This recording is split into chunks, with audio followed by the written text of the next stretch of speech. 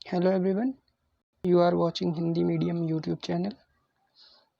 आज हम डिस्कस करने जा रहे हैं प्लेटो का न्याय का सिद्धांत। पिछले वीडियो में हमने देखा था प्लेटो का परिचय, तो वो पार्ट 1 था। देन ये प्लेटो का पार्ट 2 है। इसमें हम डिस्कस करेंगे theory of justice of Plato, यानी कि प्लेटो के अनुसार रिपब्लिक में न्याय क्या है।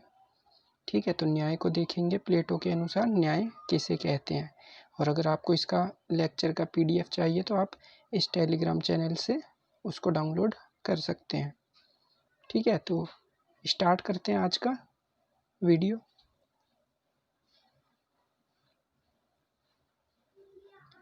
तो प्लेटो का न्याय का सिद्धांत। तो बेसिकली पहले न्याय का सिद्धांत समझने से पहले हम कुछ बेसिक चीज़ें जानेंगे प्लेटो से रिलेटेड और एथेंस से रिलेटेड।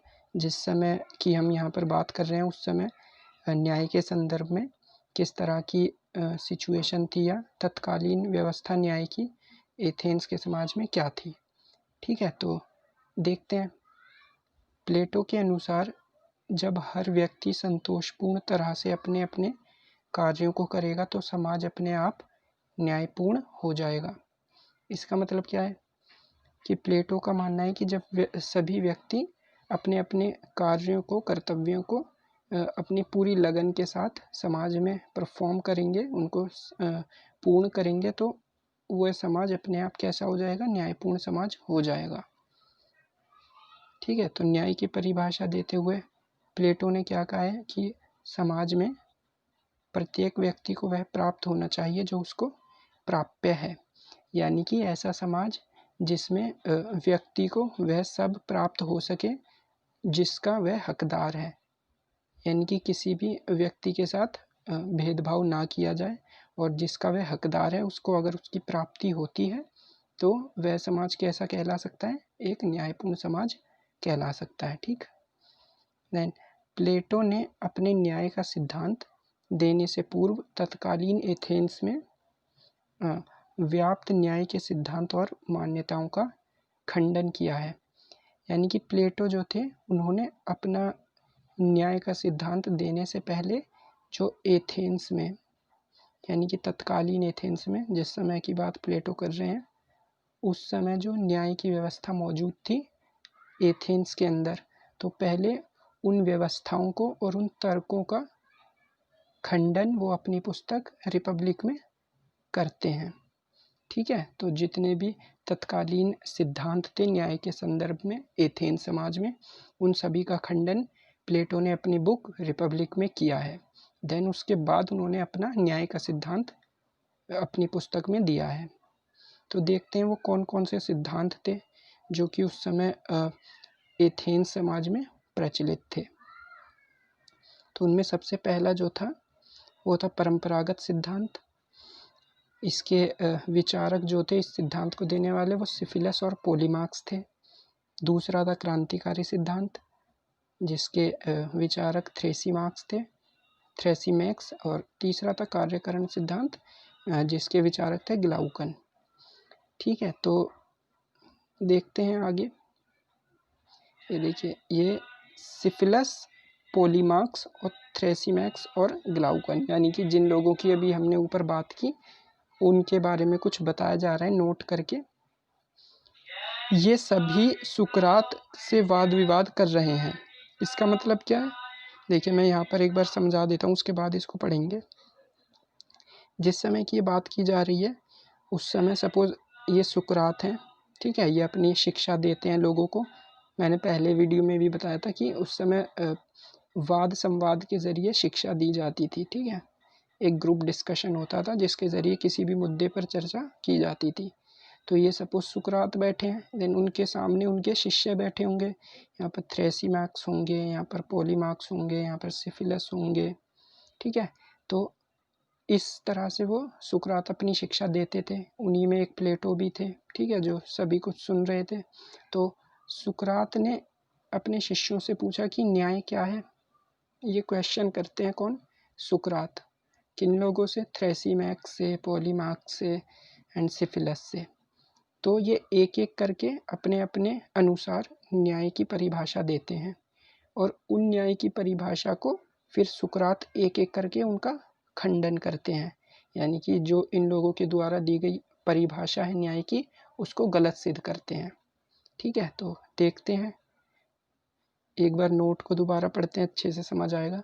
सिफिलस, पोलीमार्क्स, थ्रेसीमैक्स और ग्लाउकन ये सभी सुकरात से वाद विवाद कर रहे हैं और सुकरात द्वारा इनके न्याय संबंधित तर्कों को अपने तर्कों से काटा जा रहा है ना, जो मैंने भी बताया कि अपने तर्क दे रहे थे न्याय के संदर्भ में, और उसको सुकरात क्या कर रहे हैं, अपने तर्कों से काट रहे हैं, यानी कि उनको गलत सिद्ध कर रहे हैं।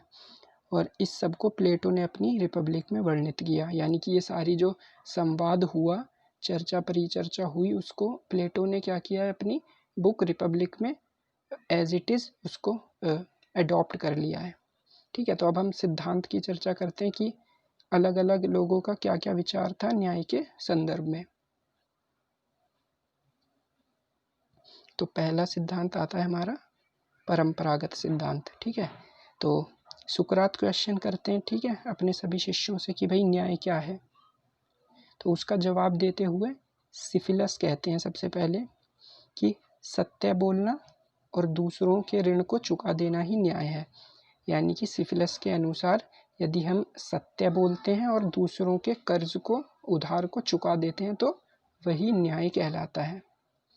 ठीक है, तो ये थोड़ी सी अजीब परिभाषा लगती है प्रेजेंट कॉन्टेक्स्ट में, लेकिन उस समय की बात कर रहे हैं हम, करीब 2300 साल पहले की, तो उस समय ऐसा ही कुछ कल्चर रहा होगा, तो उसके हिसाब से ये परिभाषा सिफिलस के द्वारा दी गई। फिर इसका क्या किया, सुकरात ने खंडन किया। वो कैसे किया देखते हैं। सुकरात द्वारा इसका खंडन करते हुए कहा गया कि अपने देश की गुप्त जानकारी के बारे में सब कुछ बता देना अन्याय है। यानी कि जैसे कि सिफिलस ने कहा कि सत्य बोलना, सदैव सत्य बोलना और ऋण को चुका देना न्याय है, लेकिन सुकरात ने क्या कहा कि यदि हम अपने देश की गुप्त जानकारी किसी को दे देते हैं तो क्या वो न्याय होगा, न्यायपूर्ण होगा? बिल्कुल भी हम नहीं कह सकते कि वो उचितपूर्ण डिसीजन होगा, क्योंकि अपने देश के बारे में गुप्त जानकारी देना देश की अखंडता, एकता और संप्रभुता के लिए काफ़ी हानिकारक हो सकती है। तो प्लेटो ने सुकरात ने यही कहा है कि जो सिफिलस के द्वारा दी गई परिभाषा है वो सत्य नहीं है, यानी कि वो एक उचित परिभाषा नहीं है जो कि न्याय की होनी चाहिए। उसके अलावा जो ऋण को चुका देने वाली बात सिफिलस ने कही है, उसके बारे में सुकरात का क्या कहना है कि वहीं स्वस्थ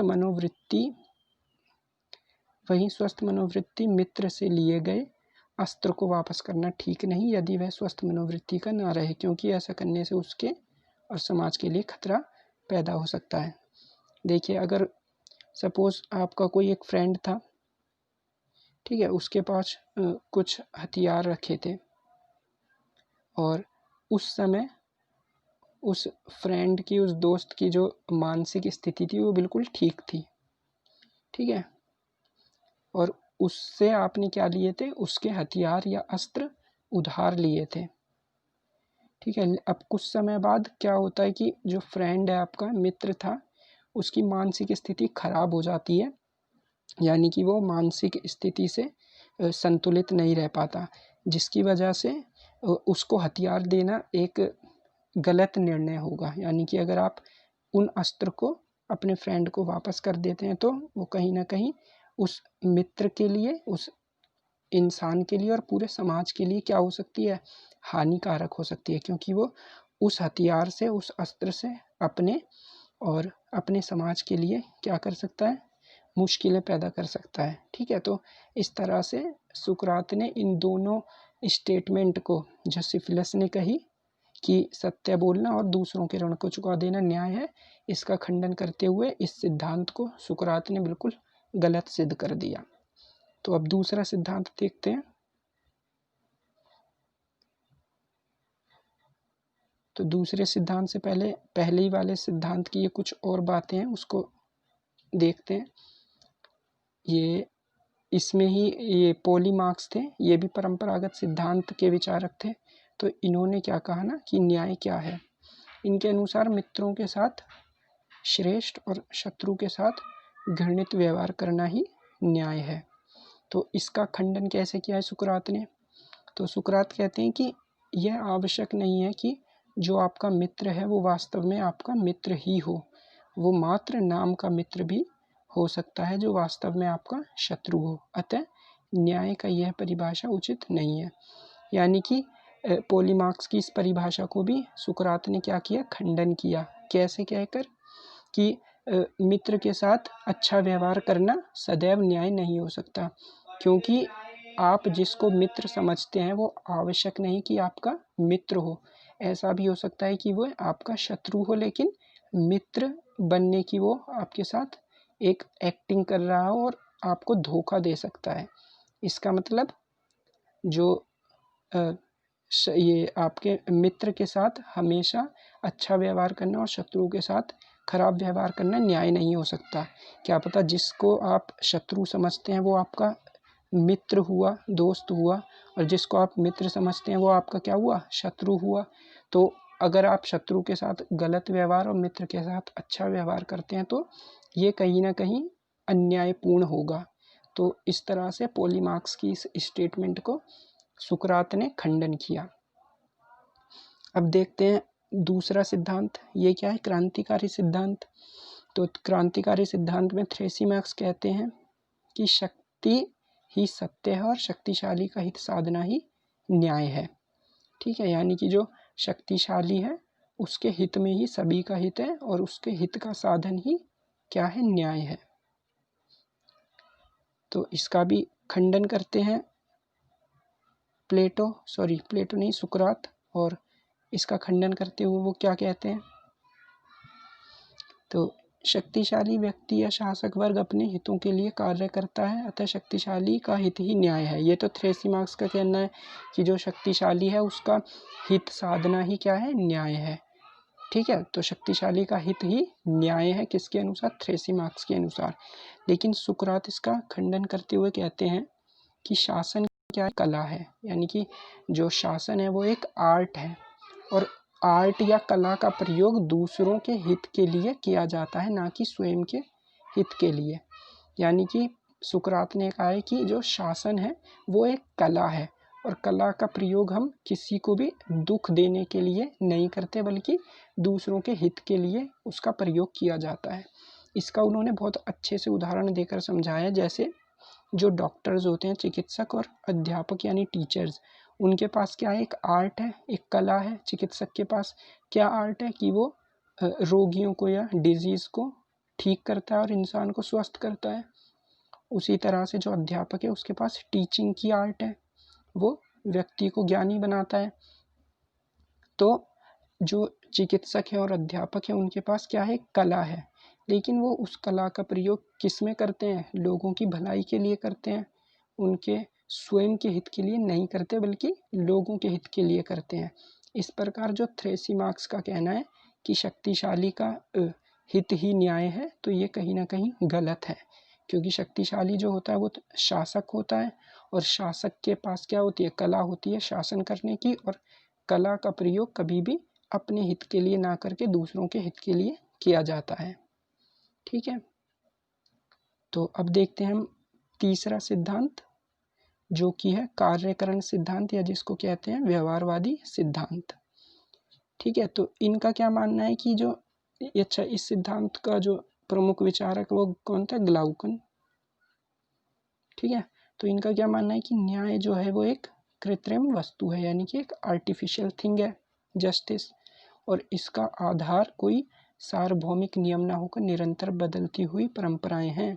यानी कि इसका कोई एक फिक्स आधार, कोई बेस नहीं है, बल्कि ये सार्वभौमिक नियम ना होकर निरंतर बदलती हुई परंपराएं हैं। यानी कि न्याय बदलता रहता है, परिवर्तित रहता है, इसका नेचर स्टैटिक नहीं है बल्कि डायनामिक है, ये समय के साथ साथ बदलता रहता है।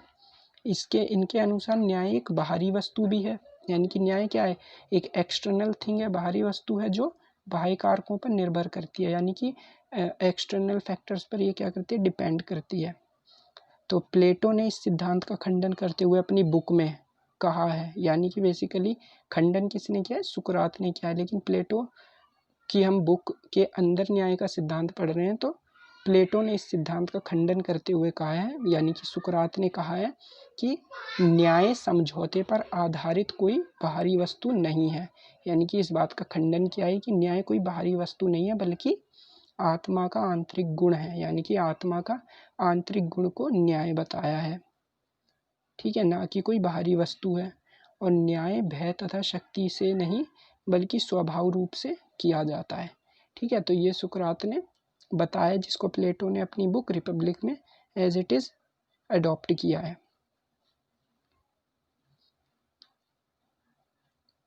तो इस प्रकार प्लेटो ने सुकरात के माध्यम से, है ना, तत्कालीन समाज में, यानी कि एथेंस में 2300 साल पहले प्रचलित न्याय के सिद्धांत का खंडन किया।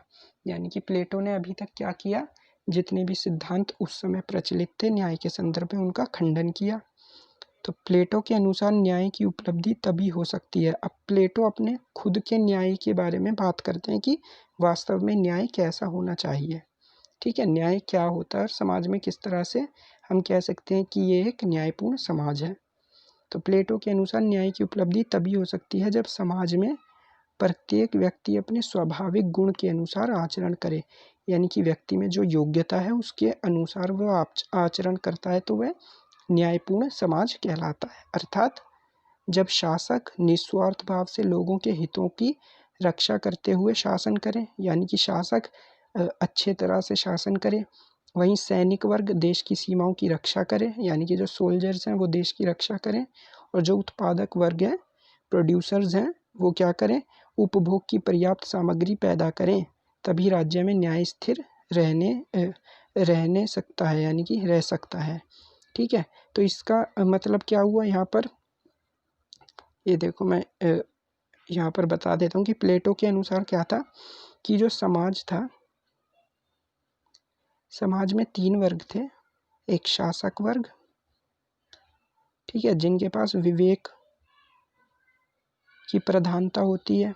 यह भी हम आगे स्लाइड में देखेंगे, अभी मैं ऐसे ही ऊपर से बता देता हूँ। देन उसके बाद आते हैं आपके शासक वर्ग के बाद सैनिक वर्ग, जिनका काम होता है देश की रक्षा करना, और उसके बाद आते हैं उत्पादक वर्ग, जिनका काम होता है देश में उत्पादन करना, ठीक है। तो इस आधार पर प्लेटो ने समाज को 3 वर्गों में बांट दिया है, ठीक है। आगे हम इसको देखेंगे। अभी ये यहाँ पर मैंने इन बातों को समझने के लिए थोड़ा सा आपको बता दिया है ना। तो अभी इसी संदर्भ में एक विचारक थे फोस्टर, ठीक है। तो फोस्टर ने इन बातों के लिए एक स्टेटमेंट दिया या क्या कहा है, तो उसको देख लेते हैं। तो जिसे हम नैतिकता कहते हैं वही प्लेटो के लिए न्याय है। यानी कि फोस्टर ने क्या कहा है कि जो प्लेटो का न्याय का सिद्धांत है, वास्तव में वो कोई न्याय का सिद्धांत नहीं है, बल्कि एक नैतिकता है। यानी कि जो फोस्टर हैं उनके अनुसार प्लेटो का न्याय का सिद्धांत ना होकर एक नैतिकता है। यानी कि उस नैतिकता का पालन करना ही क्या है? न्याय का सिद्धांत है प्लेटो के अनुसार। तो इस पर आप चाहें तो कमेंट भी कर सकते हैं। 10 मार्क्स में इस तरह के क्वेश्चन आते हैं, तो आप इसको घर पे ट्राई भी कर सकते हैं। इस स्टेटमेंट को लिखकर उसके ऊपर कमेंट कर सकते हैं, ठीक है, कि जिसे हम नैतिकता कहते हैं वही प्लेटो के लिए न्याय है। फोस्टर के शब्दों में ये बात कही गई है, ठीक है। तो नेक्स्ट आगे चलते हैं। अब वास्तव में प्लेटो का न्याय का सिद्धांत शुरू होता है यहाँ से, ठीक है। तो देखते हैं प्लेटो का न्याय का सिद्धांत। इससे पहले हमने देखा कि न्याय का सिद्धांत जो प्रचलित था एथेंस में, उसका किस प्रकार से सुकरात के माध्यम से प्लेटो ने खंडन किया। तो अब देखते हैं प्लेटो का न्याय का सिद्धांत। तो न्यायपूर्ण व्यवस्था की स्थापना के उद्देश्य से प्लेटो ने समाज में नागरिकों को 3 वर्ग बनाए हैं, जो मैंने अभी पिछली स्लाइड में बताया। तो उस पूरे समाज को 3 वर्ग में विभाजित किया। एक दार्शनिक वर्ग, जिनके पास विवेक की प्रधानता होती है, ये शासक वर्ग भी कहलाते हैं। दूसरी ओर सैनिक वर्ग, ठीक है, जिनके अंदर साहस की प्रधानता होती है, ये देश की सेवा करते हैं और देश की रक्षा करते हैं। वहीं उत्पादक वर्ग, जिनके अंदर तृष्णा या इच्छा की प्रधानता उत्पादन का कार्य करते हैं, ठीक है। तो 3 वर्गों में प्लेटो ने अपने समाज को विभाजित किया है। यहाँ पर थोड़ा और अच्छे से समझ सकेंगे हम। ये देखिए, पहले वर्ग को डिस्कस किया गया है। तो प्लेटो के अनुसार समाज में कितने वर्ग हैं? 3। पहला दार्शनिक वर्ग, दूसरा सैनिक वर्ग, तीसरा उत्पादक वर्ग। अच्छा, दार्शनिक वर्ग में क्या प्रधान लक्षण पाया जाता है? जो दार्शनिक वर्ग होते हैं उनके पास ज्ञान, यानी कि वो नॉलेज उन लोगों में ज़्यादा होती है और विवेकी लोग होते हैं। कौन? दार्शनिक वर्ग के। ठीक है, तो उनके अंदर सद्गुण वर्च्यू क्या पाया जाता है कि ज्ञान, बुद्धिमत्ता। ठीक है, और उसके बाद सैनिक वर्ग की बात करते हैं तो इनमें कौन सा लक्षण पाया जाता है? साहस या भावना। ठीक है, सद्गुण भी इनका क्या है? साहस, यानी कि जिसके अंदर ज़्यादा करेज होगा वो कौन बनेगा? सैनिक वर्ग बनेगा। जिसके अंदर ज़्यादा इंटेलिजेंस पावर होगी वो कौन बनेगा? दार्शनिक वर्ग बनेगा। और दार्शनिक वर्ग से ही कौन छांटा जाएगा या बनाया जाएगा? वो होगा फिलोसफर किंग। देन उत्पादक वर्ग, इनके अंदर क्या होती है? इच्छा या तृष्णा। ठीक है, इच्छा या तृष्णा, और इनके अंदर सद्गुण क्या होता है? संयम। तो इस तरह से हमने देखा प्लेटो ने अपने नागरिकों को 3 वर्गों में बांट दिया। दार्शनिक वर्ग जो होगा वो शासक बनेगा, सैनिक वर्ग देश की सीमाओं की रक्षा करेगा, उसके साथ जो उत्पादक वर्ग है उसका काम होगा देश के लिए उत्पादन करना। अगर ये सभी लोग अपने अपने कार्य को ठीक प्रकार से करते हैं तो जो समाज इसकी स्थापना होगी वो कैसा समाज होगा? न्यायपूर्ण समाज होगा। तो यही प्लेटो का क्या है? न्याय का सिद्धांत है। उन्होंने सभी व्यक्तियों को 3 वर्गों में विभाजित किया, उनको अपने कर्तव्य बता दिए और उन कर्तव्यों का संतोषपूर्ण तरह से पालन करना ही न्याय है। ठीक है, इसको और आगे डिस्कस करते हैं। ये देखिए आगे क्या कहा गया है कि प्लेटो ने समाज के सभी वर्गों के लिए उनके कर्तव्यों को निश्चित कर दिया। जो अभी मैंने बताया वही बात ये लिखी हुई है। अर्थात जब सभी व्यक्ति अपने कर्तव्यों को निष्ठापूर्वक निभाएंगे तो समाज में स्वतः ही न्याय की स्थापना हो जाएगी। ठीक है, जो 3 वर्ग मैंने अभी बताए, अगर वो अपने अपने कार्यों को ठीक प्रकार से करते हैं तो समाज क्या होगा? न्यायपूर्ण समाज बन जाएगा। प्लेटो का मानना है कि यदि शासन की बागडोर दार्शनिक राजाओं के हाथों में नहीं दी गई तो उत्पादक वर्ग की अनियंत्रित लालसा और सैनिक वर्ग का अनियंत्रित भाववेग समाज को विध्वंस की ओर ले जाएगा। यानी कि अगर ठीक वर्ग को उसके अनुसार कार्य नहीं दिया गया, यानी कि जिस व्यक्ति में जो प्रधानता पाई जाती है उसके अनुसार अगर उसको कार्य नहीं दिया गया तो राज्य का पतन निश्चित है ना। जैसे कि इन्होंने यहाँ पर कहा कि यदि शासन की बागडोर हम दार्शनिक राजाओं के बजाय किसी उत्पादक वर्ग के व्यक्ति या किसी सैनिक वर्ग के व्यक्ति को दे दें तो उनसे क्या होगा? उत्पादक वर्ग अनियंत्रित लालसा के कारण और सैनिक वर्ग अनियंत्रित भाव वेग के कारण समाज को क्या कर देगा? विध्वंस की ओर ले जाएगा और राज्य का पतन निश्चित है। तो परिणाम स्वरूप हम कह सकते हैं कि जो प्लेटो ने समाज में वर्ग व्यवस्था का प्रावधान अपनी पुस्तक रिपब्लिक में किया है, यानी कि इस वर्ग व्यवस्था के अनुसार ही प्लेटो ने अपनी रिपब्लिक में न्याय के सिद्धांत की व्यवस्था की है। आगे चलते हैं। अच्छा, अब जो ये न्याय का सिद्धांत था प्लेटो का कि सभी वर्ग जब अपने अपने कार्यों को ठीक प्रकार से करेंगे तो समाज कैसा होगा? न्यायपूर्ण होगा। तो इसकी कई लोगों ने, कई विचारकों ने आलोचनाएं भी की हैं। ठीक है, जिसमें से जो पहले आलोचक हैं, जो सबसे बड़े आलोचक हैं प्लेटो के, वो हैं कार्ल पॉपर। तो इन्होंने किस तरह से आलोचना की है प्लेटो के न्याय के सिद्धांत की कि जो कार्ल पॉपर हैं इनके अनुसार प्लेटो का बहुत बड़ा आलोचक रहा है, जैसे मैंने बताया। उसके अनुसार प्लेटो के न्याय के सिद्धांत में नागरिकों को उनके कर्तव्यों से बांध दिया गया है और जिसके अतिरिक्त वो कोई अन्य कार्य नहीं कर सकते। यानी कि जो प्लेटो का न्याय का सिद्धांत है उसमें क्या किया गया है?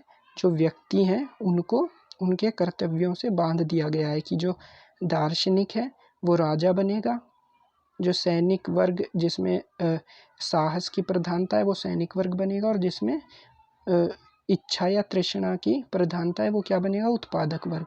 यानी कि व्यक्तियों को उनके कर्तव्यों से बांध दिया, वे अपनी प्रधानता या अपने गुण के अलावा कोई अन्य कार्य नहीं कर सकते। तो इस तरह से कार्ल पॉपर ने इसकी आलोचना की है कि यह व्यक्तियों के अधिकारों को ना बताकर उनके कर्तव्यों के अनुसार उनको बांध देता है। फिर बारकर का क्या कहना है कि वास्तव में प्लेटो जिस न्याय की बात कर रहे हैं वह वास्तव में न्याय है ही नहीं। यानी कि बारकर ने कहा है कि जो प्लेटो न्याय की बात बता रहे हैं वो वास्तव में कोई न्याय है ही नहीं, ये न्याय के अलावा एक नैतिकता ज़्यादा लगती है बारकर को। ठीक है, तो उनके अनुसार ये कोई न्याय का सिद्धांत है ही नहीं। देन जो तीसरी आलोचना है, कानूनी धारणा नहीं बल्कि ये मात्र नैतिक धारणा है। तो इस न्याय के सिद्धांत में कहीं ना कहीं कानूनी धारणा के बजाय नैतिक धारणा ज़्यादा नज़र आती है, यानी कि नैतिक गुणों पर ज़्यादा जोर दिया गया है इस न्याय के सिद्धांत में अपेक्षाकृत कानूनी धारणा के, है ना। जैसे कि व्यक्ति को क्या करना चाहिए, व्यक्ति को अपने कर्तव्यों का अच्छी तरह से पालन करना चाहिए और अपने कर्तव्यों के अलावा उन्हें और किसी कार्य में नहीं जाना चाहिए। तो इस तरह से एक कानूनी धारणा ना होकर एक नैतिक धारणा ज़्यादा है प्लेटो का न्याय का सिद्धांत। देन चौथा पॉइंट देखते हैं, कार्य विशेषीकरण से व्यक्ति की प्रतिभा का हनन। जो पहले पॉइंट में बताया उसी की तरह है कि हर एक व्यक्ति को उसका कार्य विशेषीकृत कर दिया जाता है कि किस व्यक्ति को क्या कार्य करना है। ठीक है, तो उसके अनुसार उनकी जो एक फील्ड से अलग जो प्रतिभा होती है उसका क्या हो जाता है, हनन हो जाता है। क्योंकि एक व्यक्ति में ज़रूरी नहीं है सिर्फ एक ही गुण पाया जाता हो, कई गुण उसके अंदर हो सकते हैं, तो एक गुण के अलावा बाकी जो उसकी प्रतिभा होती है उसका हनन हो जाता है। पांचवा पॉइंट है, व्यक्ति के अधिकारों को नज़रअंदाज किया गया, क्योंकि इसमें व्यक्तियों के कर्तव्यों पर अत्यधिक बल दिया गया, जबकि अधिकारों को क्या कर दिया गया इसमें, नज़रअंदाज। व्यक्ति के क्या अधिकार हैं इसको प्लेटो ने अपने न्याय के सिद्धांत में नहीं बताया, अपेक्षाकृत उनके कर्तव्यों पर ज़्यादा बल दिया है।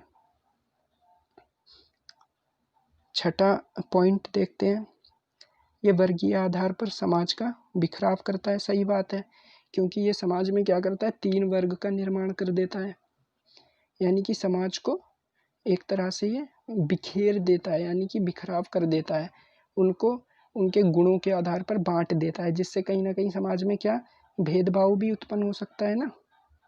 तो हर एक व्यक्ति को उन्होंने बांट दिया है उनकी गुण के आधार पर।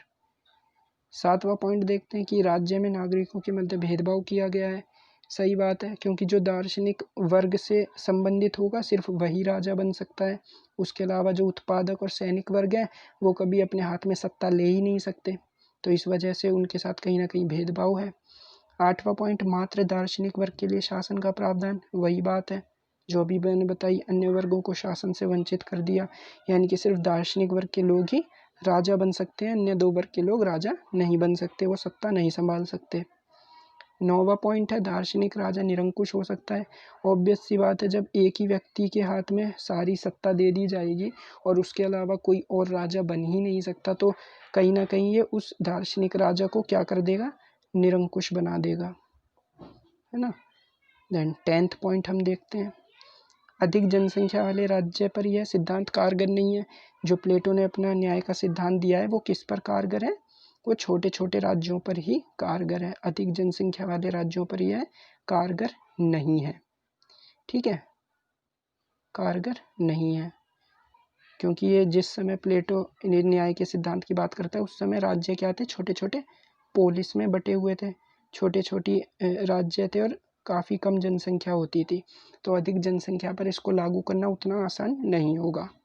ठीक है, तो ये पूरा हमने प्लेटो का न्याय का सिद्धांत समझा, उसकी आलोचना समझी, एथेंस में जो उस समय व्याप्त जो न्याय के सिद्धांत थे उसका खंडन देखा कि सुकरात ने किस तरह से उसका खंडन किया, जिसको प्लेटो ने अपनी रिपब्लिक में एज इट इज़ अडॉप्ट किया।